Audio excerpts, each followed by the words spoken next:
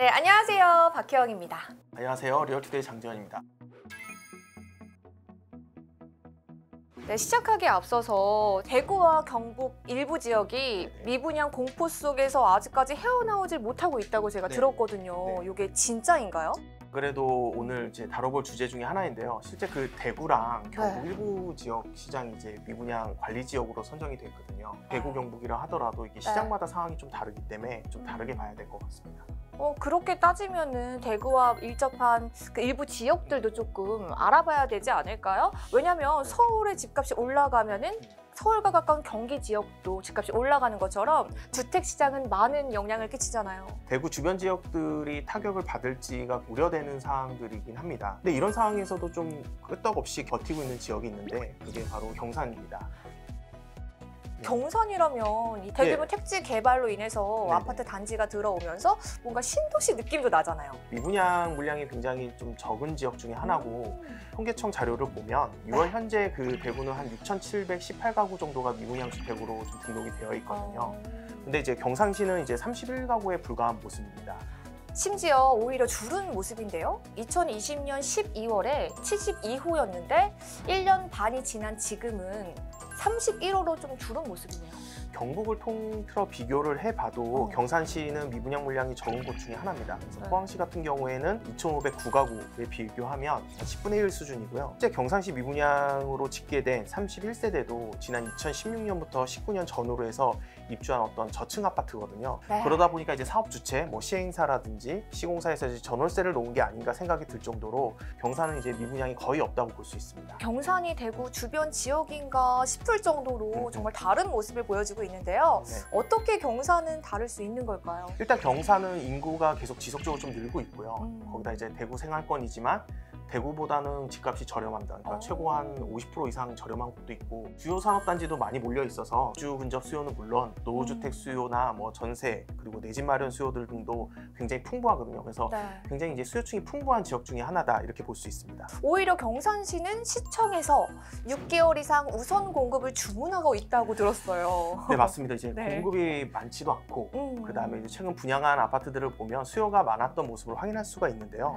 최근 그 공급한 중상자의 아파트 같은 경우에는 청약 대박이 났고 경산 아이파크 1차 펜타일즈 푸르지오도 적지 않은 세대임에도 불구하고 분양이 완료됐거든요. 와, 이 펜타일즈 분양했을 때쯤이면 대구 미분양 이야기가 슬슬 나오던 시기 아닌가요? 그렇죠. 비슷한 위치만 완전 다른 세상 같은 이야기인데요. 그 대구의 부동산 침체가 경산 부동산 시장이랑은 전혀 어떤 직접적인 연관은 없어 보이는 것으로 보입니다. 경산 집값은 어떨까요? 좀 떨어지진 않았을까요? 그 아파트 값을 보더라도 경산은 이제 큰 영향이 없어 보이는데요. 경산은 이제 8월 초 기준 평균 아파트 시세가 평균 2억 2,606만 원으로 1년 전인 2억 2,091만 원과 비교하면 오히려 오른 거죠.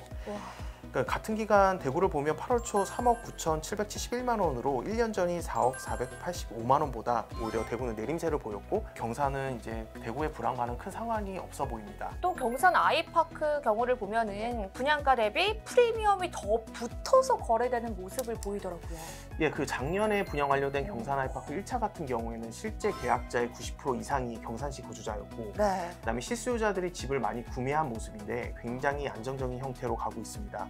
중산지구와 가까워서 향후 프리미엄까지 기대되는 곳인데요. 분양가 대비 프리미엄이 붙어서 거래되는 상황이기 때문에 대구 시장과는 완전히 좀 다른 상황이다 이렇게 볼 수 있습니다. 이야, 정말 미분양이 쌓인 대구와 달리 경산은 새 아파트의 웃돈까지 형성되는 그런 형국이잖아요. 내년 11월 입주 예정인 중산자의 1단지의 경우를 보면 전용 84 기준 최근 실거래가 6억 4,600만 원으로 신고되었는데요. 분양가 대비 1억가량 웃돈이 붙은 모습입니다. 작년 6월에 분양한 암양읍 경산 아이파크도 살펴보면요. 분양가가 4억 3,600만 원으로 12월에 4억 6,158만 원까지 거래되어 분양가 대비 굉장히 높은 실거래가를 형성된 모습이거든요. 야, 뭐 대구와 밀접한 곳이라고 해서 두 곳을 비슷한 시장으로 보면 절대 안 될 것 같은데요. 그렇다면 경산에 대해서 집중적으로 분석해보는 시간 가져보겠습니다. 다양한 개발 호재 소식은 물론 택지 개발 사업이랑 대규모 산업단지 뭐 이런 것들이 속속 들어오면서 젊은 인구 유입이 점차 늘어나고 있다고 있다고 들었어요. 예, 맞습니다. 대구 수성구와 인접해서 지역 내 그 가격 선도를 좀 리딩하고 있는 중산지구 기준으로 대임지구, 암양지구, 하양지구 개발이 이루어지며 주거 중심층이 점점 동측으로 이동하고 있는 모습인데요.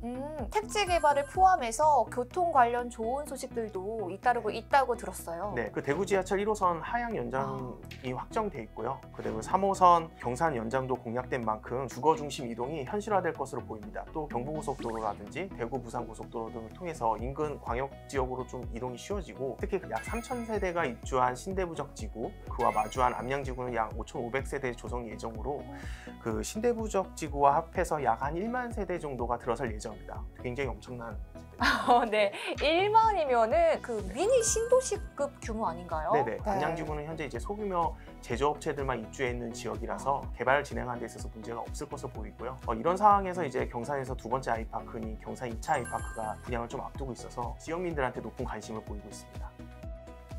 실제로 작년에 경산 아이파크 1차 977세대가 공급됐었잖아요. 그때 분양 완판의 기록을 세운 걸로 제가 알고 있습니다. 올해 9월 경산 2차 아이파크 745세대가 이제 공급될 예정이거든요. 네.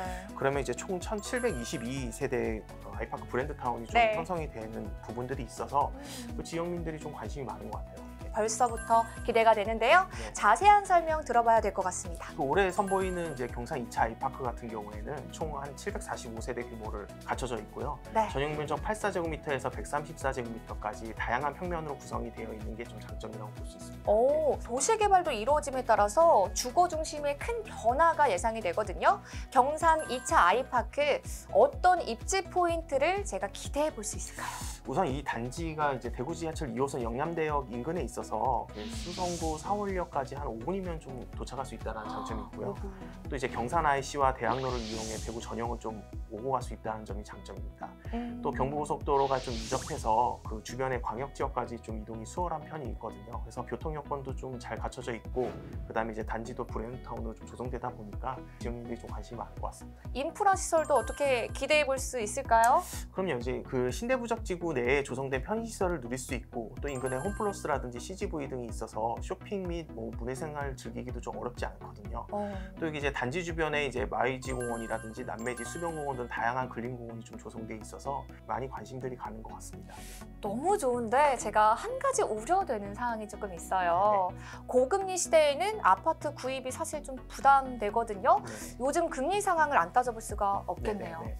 그 좋은 부분을 좀 짚어주셨는데요. 경산 2차 아이파크 같은 경우 이제 전매 제한이 없고 중도금 대출 이자와 학장비를 좀 무료로 지원하고 있기 때문에 네. 아무래도 이제 금리 인상과는 좀 상관없이 어느 정도 혜택을 누릴 수 있을 것으로 보여지거든요. 와, 무료요? 네네. 정말 이런 단지가 있을 수 있나 싶은데요. 특히 금리 부분은 이제 잘 보셔야 되는데, 한국은행 기준금리 추이를 보면 2년 주기로 사이클이 좀 금리가 안정세로 바뀌는 걸 볼 수 있거든요. 그러니까 이제 금리가 올라가는 현 시점에서는 중도금을 사업 주체가 대신 이제 부담하고 있고, 또 무이자고, 잔금 때는 이제 금리가 하향 안정세로 보일 것으로 전망이 되는 상황이거든요. 이제 이 흐름을 좀 파악해 두시면 결국엔 금리가 상승했을 때 사업 주체가 중도금 무이자 대출을 좀 지원해 줌으로 인해서 금리 부담을 좀 줄일 수 있다. 이런 것이 좀 장점이라고 볼 수 있습니다. 네, 이쯤 되니까요. 저도 탐나기 시작해서 청약 지원 자격 꼭 들어봐야 될 것 같습니다. 만 19세 이상으로 청약통장 6개월 이상 가입한 사람이면 누구나 청약할 수 있고요. 유주택자도 1순위 청약이 가능합니다. 또 재당첨 제한도 없고, 조정지역은 또 세대주만 가능하지만 비규제 지역이기 때문에 세대원도 청약 접수가 가능하다는 장점이 있습니다. 올해 9월 선보일 경산 2차 아이파크 관심 갖고 쭉 지켜봐야 될 것 같은데요. 시장의 흐름부터 입지 분석까지 꼼꼼하게 잘 살펴봤습니다. 역시 전문가님 정말 최고였어요. 말씀하셨더니 다행입니다. 네, 저희가 준비한 내용은 여기까지입니다. 그럼 안녕!